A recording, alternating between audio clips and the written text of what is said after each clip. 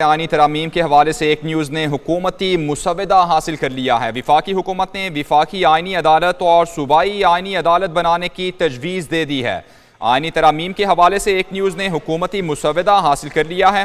विफाकी हुकूमत ने विफाकी आईनी अदालत और सूबाई आईनी अदालत बनाने की तजवीज़ दी है। आईनी तरामीम के हवाले से एक न्यूज़ ने हुकूमती मुसवदा हासिल कर लिया, जबकि विफाकी हुकूमत की जानिब से विफाकी आईनी अदालत और सूबाई आईनी अदालत बनाने की तजवीज़ दी गई है। हुकूमत तमाम तर जो स्टेक होल्डर्स हैं उनको मनाने की कोशिश कर रही है, इत्तेफाक राय पैदा करने की कोशिश कर रही है, लेकिन हुकूमती मुसवदा किसी से भी शेयर नहीं किया जा रहा था। लेकिन एक न्यूज़ ने यह हुकूमती मुसवदा हासिल कर लिया है। जो सबसे अहम तरीन बात है वो ये है कि विफाकी हुकूमत ने विफाकी आईनी अदालत और सूबाई आईनी अदालत बनाने की तजवीज़ दी है।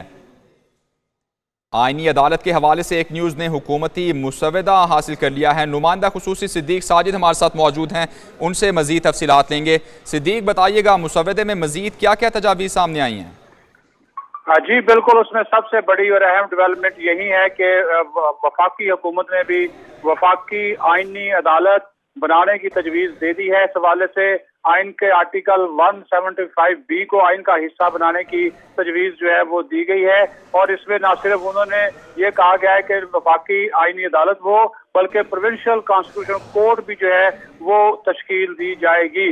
और जो इस हवाले से ये भी बताया गया कि जो चीफ जस्टिस जो वफाकी अदालत है वो मुश्तमिल होगी chief justice of supreme constitutional court, 2 senior most जजेस होंगे फेडरल कॉन्स्टिट्यूशनल कोर्ट के, और एक रिटायर्ड जज जो सुप्रीम कोर्ट और फेडरल कॉन्स्टिट्यूशनल कोर्ट वो जो है वो नॉमिनेट करेगी chief justice of federal constitutional court को। और साथ ही साथ इसमें वफाकी वजीर कानून और पार्लिमानी अमूर, अटॉर्नी जनरल, एक advocate of supreme court of Pakistan जो कि पाकिस्तान बार काउंसिल जिस पर नामजद करेगी वो इसमें शामिल होगा। 2 मेंबर जो है वो सेनेट और एक जो है वो सेनेट से होंगे, एक हुकूमती मेंबर होगा और एक अपोजिशन से होगा। और इसी तरह 2 मेंबर्स नेशनल असेंबली से होंगे और एक हुकूमत से और एक जो है वो अपोजिशन से होगा। इसी तरह जो ये बात भी बताई गई है कि जो इसके इख्तियारात होंगे उसके हवाले से जो है वो तरीकाकार भी इसमें तजवीज़ किया गया है। इसके मुख्तलिफ जो शिक्के हैं वो सामने लाई गई हैं। और इसके साथ साथ ये भी कहा गया कि अगर इसको किसी जज को हटाना होगा तो उसके लिए जो आर्टिकल 209A है उसका तरीकाकार जो है वो इख्तियार किया जाएगा।